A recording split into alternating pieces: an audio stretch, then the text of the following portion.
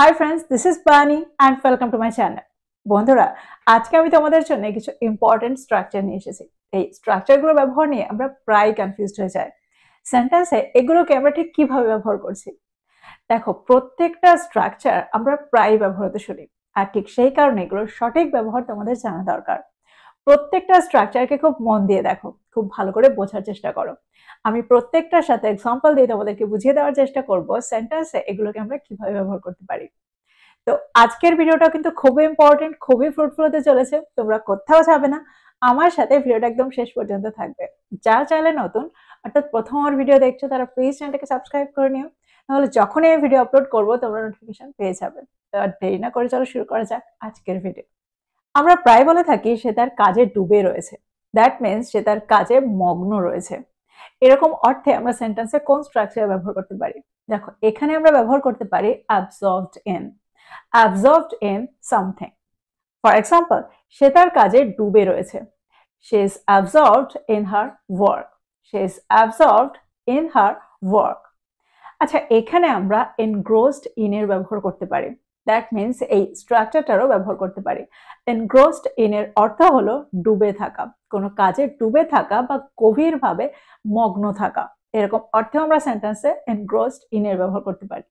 তো এরকম ক্ষেত্রে তোমরা যে কোনো একটা স্ট্রাকচার ব্যবহার করতে পারো, absorbed in বা engrossed in। যদি আমি বলি সে তার বইয়ের মধ্যে ডুবে রয়েছে, দ্যাট মিনস সে তার বইয়ে মগ্ন। সেন্টেন্সটা কি হবে? He is absorbed in his book. He is absorbed in his book. আরেকটা এক্সাম্পল দেখো, যদি আমি বলি আমি সিনেমাটা দেখায় মগ্ন ছিলাম, I was absorbed in watching the movie. I was absorbed in watching the movie. তো তোমরা বুঝতে পারছো সেন্টেন্সে আমরা এখানে absorb in এর ব্যবহার কি করে করছি। I'm absorbed in something. যদি আমি বলি সে ধাঁধাটি সমাধানে ডুবেছিল, He was absorbed in solving the puzzle. He was absorbed in solving the puzzle. দেখো, এখানে আমরা যদি absorbed in এর পরে কোনো কাজের উল্লেখ করি যে সেই কাজটায় ডুবেছিল, সে এটা করতে ডুবেছিল, সে এটা করতে মগ্ন ছিল, তখন আমরা সেন্টেন্সে verb plus ing ing এর ব্যবহার করব। তো এক্সাম্পলগুলোর মধ্যে দিয়ে আমার মনে হয় তোমরা বুঝতে পারলে সেন্টেন্সে আমরা এই স্ট্রাকচারটাকে কি করে ব্যবহার করছি। দ্যাট মিনস absorbed in কে সেন্টেন্সে কি করে ব্যবহার করছি, আর এখানে আমরা engrossed in কেও কি করে ব্যবহার করতে পারি। এবার আমরা দেখবো এর পরের স্ট্রাকচারটা। পরের স্ট্রাকচারটা হলো abounds with. abounds with, দেখো প্রায় তোমরা সেন্টেন্সে abounds in এরও ব্যবহার হতে দেখো। তো কোনটার ব্যবহার আমরা কখন করব?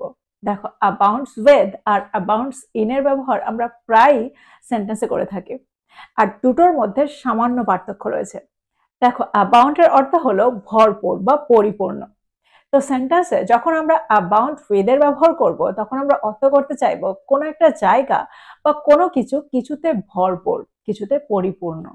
এরকম অর্থে আমরা সেন্টেন্সে abound with এর ব্যবহার করব।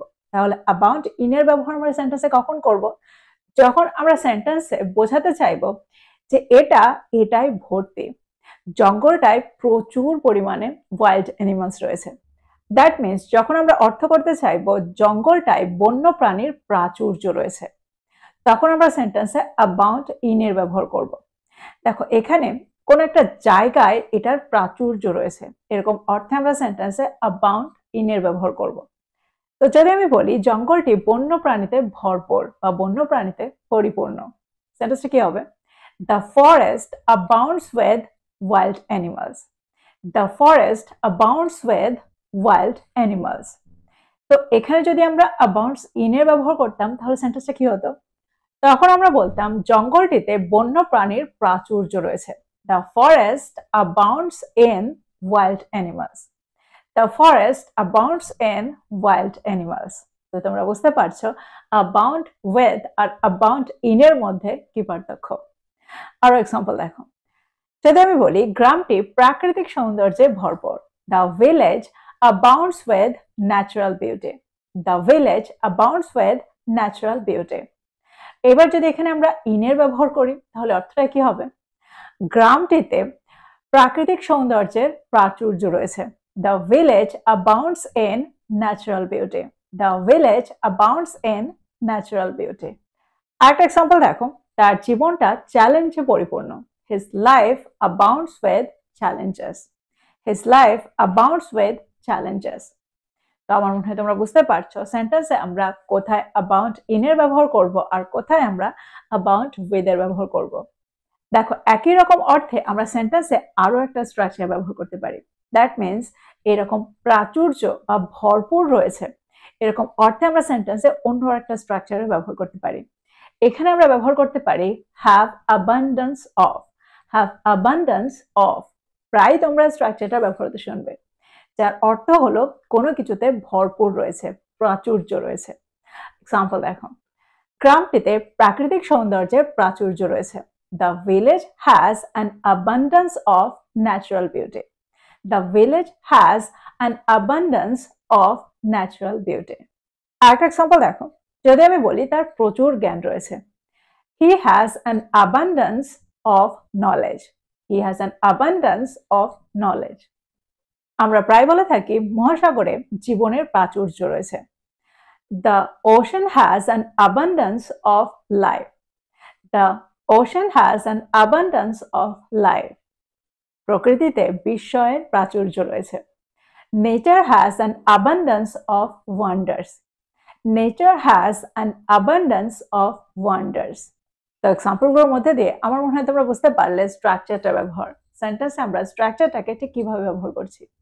has বা have an abundance of এই স্ট্রাকচারটাকে। এবার আমরা দেখব এর পরের স্ট্রাকচারটা। আমরা প্রায় বলে থাকি তার কাছে সততার কোনো কদর নেই। তার কাছে আমার কাজের কোনো কদর নেই। তার কাছে তোমার ভালোবাসার কোনো কদর নেই। দ্যাট মিনস তার কাছে এটার কোনো মূল্য নেই। এরকম অর্থে আমরা সেন্টেন্সে কোন স্ট্রাকচার ব্যবহার করতে পারি। এখানে আমরা প্রায় ব্যবহার করে থাকি have no appreciation, have no appreciation। Example দেখো, যদি আমি বলি তার কাছে কঠোর পরিশ্রমের কোনো কদর নেই। He has no appreciation for hard work. He has no appreciation for hard work. যদি আমি বলি তাদের কাছে সততার কোনো কদর নেই। They have no appreciation for honesty. They have no appreciation for honesty. যদি আমি বলি ওই শহরটিতে গরিবদের কোনো কদর নেই। The poor have no appreciation in that city. The poor have no appreciation in that city. আমরা বাংলায় প্রায় বলে থাকি যতই আমি মিষ্টি পছন্দ করি না কেন আমার মিষ্টি খাওয়া বারণ। যতই আমি ঘুমাতে পছন্দ করি আমি আর সকালে দেরি করে ঘুম থেকে উঠতে পারবো না। তো যতই আমি এটা করি না কেন আমি এটা করতে পারবো না। অর্থাৎ যতই আমি এটা পছন্দ করি না কেন বা যতই আমি এটা ভালোবাসি না কেন আমি আর এটা খেতে পারবো না বা আমি আর এটা করতে পারবো না। এরকম অর্থে আমরা সেন্টেন্সে কোন স্ট্রাকচার ব্যবহার করতে পারি। দেখো এখানে আমরা ব্যবহার করব much as। ফর এক্সাম্পল, যতই আমি মিষ্টি পছন্দ করি না কেন আমি এগুলো না খাওয়ার চেষ্টা করি। Much as I love sweets বা much as I like sweets, I try not to eat them. Much as I like sweets, I try not to eat them. যদি আমি বলি যতই আমি ঘুমাতে ভালোবাসি না কেন আমাকে ভোরবেলা উঠতে হবে। Much as I love sleeping, I have to wake up early. Much as I love sleeping, I have to wake up early. আরেকটা এক্সাম্পল দেখো, যদি আমি বলি যতই আমি তাকে সম্মান করি না কেন আমি তার মতের সঙ্গে একমত নই। Much as I respect her, I disagree with her opinion. Much as I respect her, I disagree with her opinion. Disagree অর্থ হলো অরাজি থাকা বা রাজি না থাকা বা একমত না থাকা। তো যতই আমি তাকে সম্মান করি না কেন much as I respect her, I disagree. That means আমি অমত, আমি একমত নই with her opinion. তোমরা বুঝতে পারলে সেন্টেন্সে আমরা এই স্ট্রাকচারটাকে কি করে ব্যবহার করছি। এবার আমরা দেখব এর পরের স্ট্রাকচারটা। আমরা প্রায় বলে থাকি কি সেটা, সে কোন জিনিসটা যে তোমাকে এত চিন্তিত করছে বা তোমাকে এত চিন্তায় ফেলছে। দ্যাট মিনস কোন সেই জিনিসটা, কি সেটা, এরকম অর্থে আমরা সেন্টেন্সে কোন স্ট্রাকচার ব্যবহার করতে পারি। দেখো এখানে আমরা ব্যবহার করব what is it that. What is it that. For example, কি সেটা যে তোমাকে এত আত্মবিশ্বাসী করে তোলে। What is it that makes you so confident. What is it that makes you so confident. আরেকটা এক্সাম্পল দেখো, যদি আমি বলি কি সেটা ঠিক কি সেটা যে তোমাকে এত বিরক্ত করছে? What is it that bothers you so much? What is it that bothers you so much? তো এখানে আমরা what is it that এর ব্যবহার করলাম। কি সেটা? সেটা কি? যদি আমি বলি ঠিক কোন জিনিসটা, কি সেটা যে সে আমাদের থেকে লুকাচ্ছে, আমাদের কাছ থেকে লুকাচ্ছে। What is it that he is hiding from us? What is it that he is hiding from us? আরেকটা এক্সাম্পল দেখো, তুমি ঠিক কি বলতে চাইছো? দ্যাট মিনস কি সেটা যে তুমি বলতে চাইছো। What is it that you are trying to say? What is it that you are trying to say? তো তোমরা বুঝতে পারছো এক্সাম্পলগুলোর মধ্যে দিয়ে সেন্টেন্সে আমরা হোয়াট ইজ ইট দ্যাট কে কোন অর্থে ব্যবহার করছি। তো এই ছিল কয়েকটা দারুণ স্ট্রাকচার, এই ছিল কয়েকটা ইম্পর্টেন্ট স্ট্রাকচার যেগুলোকে তোমরা প্রতিদিন ব্যবহার করতে পারো। তো প্রত্যেকটা স্ট্রাকচারকে নোট ডাউন করো আর এগুলো দিয়ে প্রচুর সেন্টেন্স তৈরি করো আর প্রতিদিনের কনভারসেশনে এগুলোকে ইনক্লুড করো। যত তোমরা এগুলোকে ব্যবহার করবে তত তাড়াতাড়ি তোমরা এগুলোর সাথে সরগর হয়ে যাবে, এগুলোর সাথে ইউজড হয়ে যাবে। তো এই ছিল আজকের ভিডিও, এই ছিল আজকের টপিক। ভিডিওটা ভালো লাগলে লাইক করতে ভুলে যেও না, বন্ধুদেরকে শেয়ার করো যারা ইংরেজি শিখছে। So this is all about today. I will be back with another video. Till then, take care. Thank you for watching this video. Bye bye.